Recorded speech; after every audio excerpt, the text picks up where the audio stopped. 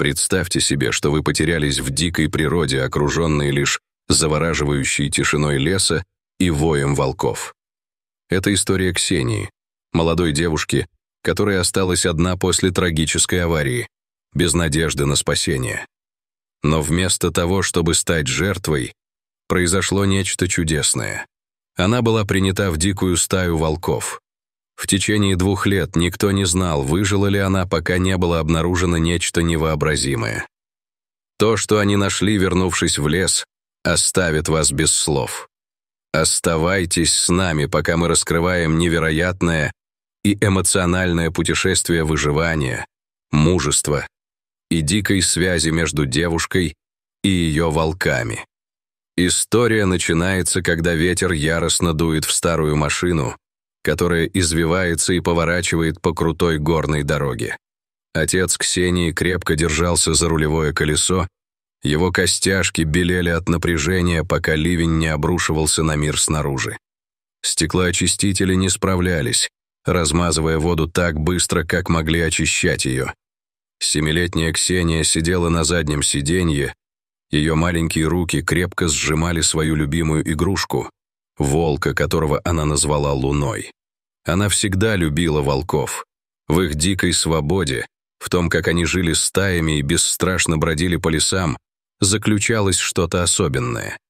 Ее родители часто дразнили ее за это, говоря, что, должно быть, она была волком в другой жизни. Но сегодня, во время шторма и из-за страха, охватившего машину, все стало другим. Внезапно машина занесло. Ксения почувствовала, как ее сердце подскочило в горле, когда ее отец потерял контроль над автомобилем. Шины скрипели, скользя по скользкой дороге. В одно мгновение машина сорвалась с края, врезавшись в ограждение. Все двигалось в замедленном действии. Мир наклонился и закрутился, когда машина перевернулась вниз по склону холма. Крик Ксении был заглушен рычанием ветра и треском металла. Затем все потемнело. Когда Ксения очнулась, мир вокруг был тихим. У нее сильно болела голова и все тело ломило. Она лежала в густом запутанном кустарнике, ветви которого обвили ее маленькое тело, как защитные руки. В прострации она попыталась сесть, пытаясь вспомнить, что произошло. Постепенно это вернулось к ней. Шторм, удар, темнота, мама, папа. Она слабо позвала, но в ответ не раздалось ничего. Она заставила себя встать, ее ноги дрожали и были нестабильны под ней. Руки дрожали, когда она пробиралась через кусты, ища машину своих родителей, что-то знакомое. После того, что показалось часами, она наткнулась на обломки. Машина была смятой кучей металла у основания большого дерева, наполовину утопая в грязной земле. «Мама! Папа!» Ксения снова закричала. Ее голос полон отчаяния, но все равно ответа не последовало. Слезы катились по ее лицу, когда она ползла к машине. Ее сердце колотилось в груди. Она добралась до окна и заглянула внутрь. Родители были там, но не двигались. Кровь стекала по их лицам, глаза были закрыты. Рыдания Ксении становились все громче. Голос ломался, когда она стучала по боковой стороне машины. «Пожалуйста, проснитесь!» Она вскрикнула, но глубоко в душе знала. Они ушли. На протяжении долгого времени она сидела рядом с обломками, ее маленькое тело трепетало от ужаса и горя. Дождь прекратился, и ночь становилась все темнее. Холод начал пронизывать ее кости, но она не могла двигаться. Ей не знать, что делать, куда идти. Она была просто маленькой девочкой, потерянной и одинокой в дикой природе. Ночной небосклон стал темнее, и когда первые звезды появились в небе, вдалеке донесся новый звук — далекий вой волков. Сердце Ксении замерло. Родители всегда предупреждали ее о волках. Хотя она их любила, они говорили ей держаться подальше от диких животных, особенно от волков. «Они опасны», — говорили они. «Они охотятся стаями, и как только учуют слабость, нападут». Вой приближался. Паника охватила ее, когда она бросилась на ноги, оценивая возможность найти укрытие. Лес был густым, Деревья поднимались высоко над головой, отбрасывая длинные тени при свете луны. Она почувствовала присутствие волков еще до того, как увидела их. Казалось, воздух изменился, стал тяжелым, наполненным чем-то древним, чем-то хищным. И вот они появились. Два сверкающих глаза, смотрящих на нее из теней. Появилось еще больше глаз один за другим, пока вокруг нее не встала стая волков. Их глаза блестели в темноте. Они были красивы и ужасны. Их серебристые шерсти мерцали в тусклом свете. Спереди стаи был самый большой волк, которого она когда-либо видела. Его массивная фигура возвышалась над остальными. Шрам проходил вдоль его боков, зазубренный, что только придавало ему устрашающий вид. Альфа. Ноги Ксении дрожали, когда волки приближались. Их глаза не отрывались от ее. Она медленно отступала, но не было места для бегства. Ее спина уперлась в обломки машины, зажимая ее между волками и остатками ее прежней жизни. «Вот и все», — подумала она. «Они нападут». Но они не напали. Альфа-волк шагнул вперед, чуть опустив голову, обнюхивая воздух. Ксения зажмурилась, ожидая острых зубов, вонзающихся в ее кожу. Но вместо этого она почувствовала тепло дыхания волка на своем лице. Медленно она открыла глаза. Альфа был в дюйме от нее. Его массивная голова на одном уровне с ее. Его золотые глаза были устремлены на нее, изучая, оценивая. На мгновение они оставались так, девушка и волк лицом к лицу, замершими во времени. Затем Альфа повернул и ушел. Его стая последовала за ним. Они исчезли в лесу так же быстро, как и появились, оставив Ксению снова одну. Но она уже не была прежней. Что-то изменилось. Волки пощадили ее. Она не знала почему, но чувствовала это в своей душе. Они увидели в ней что-то, что стоит спасти. В следующие дни были смутными, полными голода, страха и истощения. Ксения бродила по лесу, ища еду, воду, что угодно, чтобы остаться в живых. Она не знала, где находится и как далеко ушла от места аварии. Она знала только, что должна продолжать двигаться. Сначала она пыталась полагаться на те немногочисленные навыки выживания, которые ей показали родители. Они много раз брали ее в походы, учили, как разжигать огонь и определять съедобные растения. Но дикая природа была гораздо более свирепой, чем она могла себе представить. Ягоды, которые она находила, были кислыми и вызывали боль в животе. Холодные ночи пронизывали ее до мозга костей, а тонкая одежда обеспечивала ей ничтожную защиту.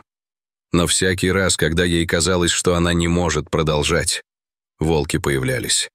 Они всегда были рядом, чуть вне досягаемости, наблюдая за ней. Она мельком замечала их между деревьями. Их глаза отражали лунный свет, их формы сливались с тенями. Они никогда не подходили к ней, но и не уходили. На третью ночь Ксения упала рядом с ручьем. Ее тело было слишком слабым, чтобы продолжать. Она лежала там, дрожа от холода, глядя на звезды. Ее зрение расплывалось от слез, и она думала, что умрет здесь, как и ее родители. Никто не пришел бы за ней. Но затем она услышала знакомый звук. Мягкие лапы, шуршащие в лесу. Волки. На этот раз они подошли ближе. Их глаза светились в тьме. Альфа-волк снова подошел к ней. Его массивная фигура возвышалась над ее маленьким телом. Она открыла глаза и увидела, как Альфа лег рядом с ней.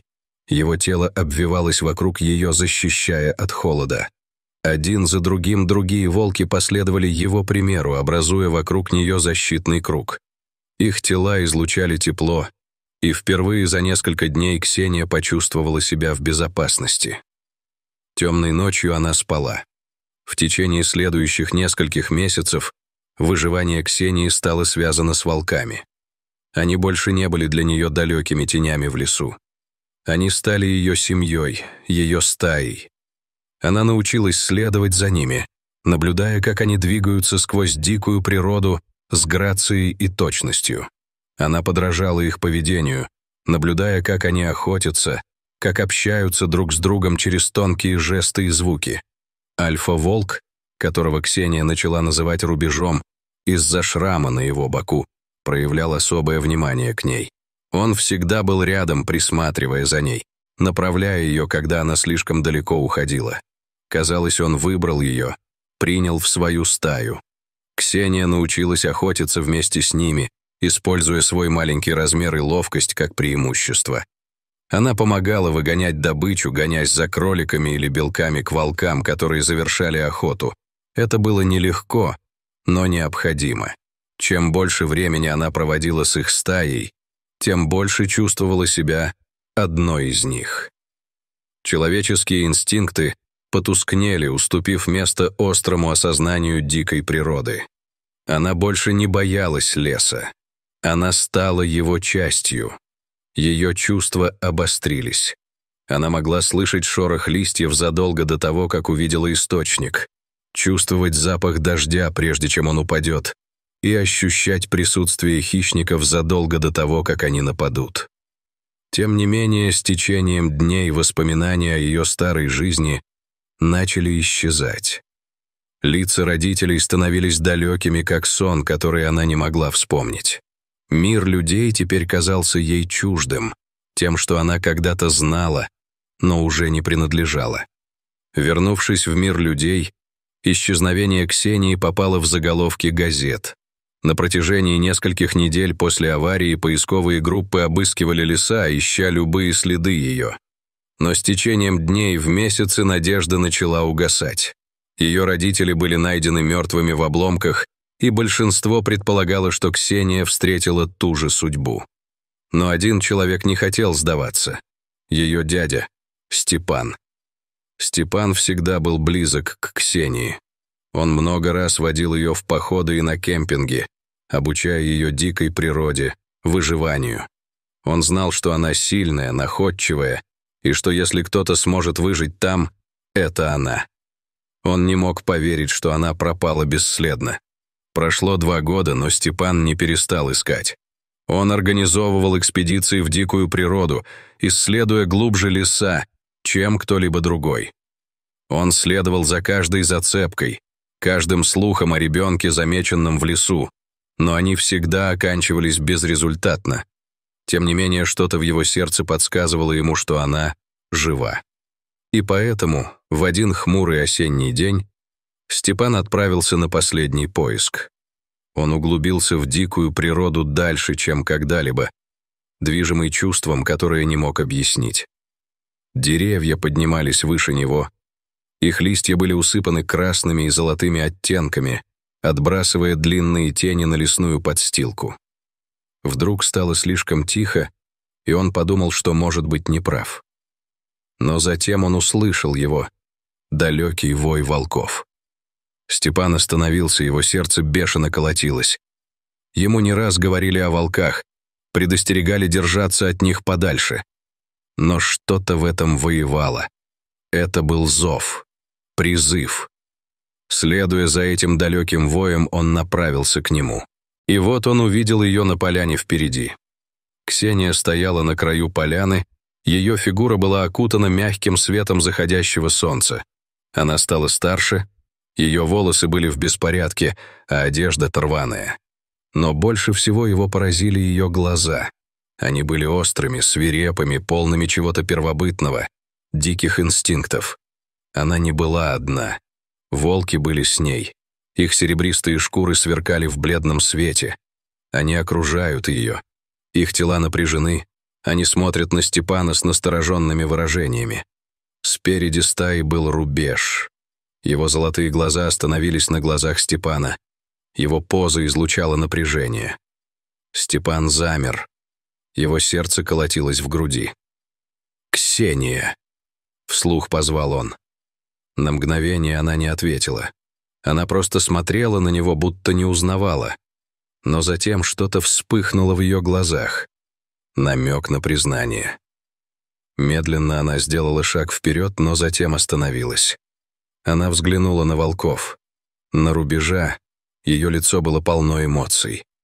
Она жила с ними так долго, стала одной из них. Они были ее семьей, ее стайкой. Могла ли она оставить их? Волки, казалось, чувствовали ее колебания. Рубеж шагнул ближе, его массивная форма прижалась к ее боку. Их глаза встретились, и на мгновение казалось, что они общались без слов. «Иди». Ксения глубоко вздохнула. Ее сердце сжалось, когда она снова обернулась к дяде. Постепенно она направилась к нему. Ее шаги были неуверенными, но решительными. Когда она подошла к нему, Степан обнял ее, прижимая к себе, когда слезы облегчения так и катились по его лицу. Но пока он держал ее, взгляд Ксении оставался прикованным к волкам, к семье, которую она оставляет позади. Возвращение в мир людей оказалось сложнее, чем Ксения представляла. Новость о ее выживании быстро распространилась, и вскоре она оказалась в центре внимания средств массовой информации. Журналисты толпились вокруг нее, называя ее девушкой, воспитанной волками. Люди хотели услышать ее историю, узнать, как она выжила, что она пережила. Но Ксении оказалось трудно объяснить. Как могла она в словах передать связь с волками, жизнь, которую прожила в дикой природе? Дядя пытался помочь ей адаптироваться, но мир сейчас казался ей чуждым.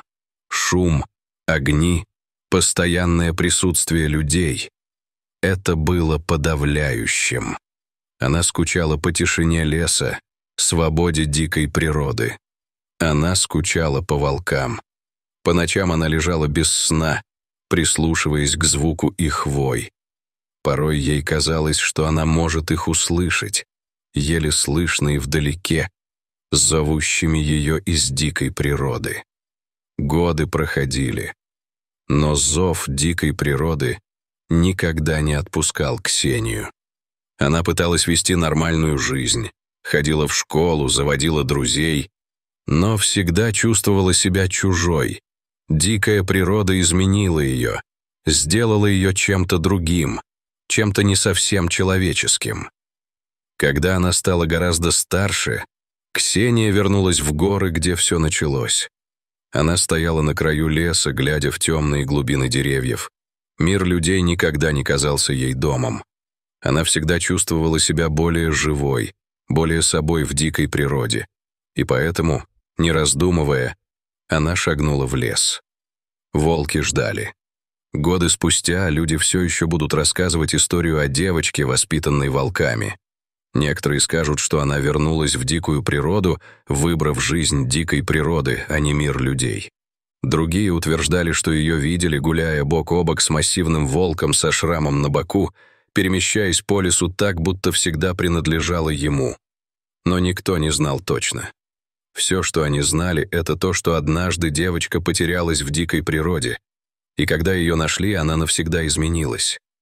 И вдали, в тихие ночи, все еще слышен вой волков, как будто они звали ее домой, словно отдавая ей ее прежнюю жизнь.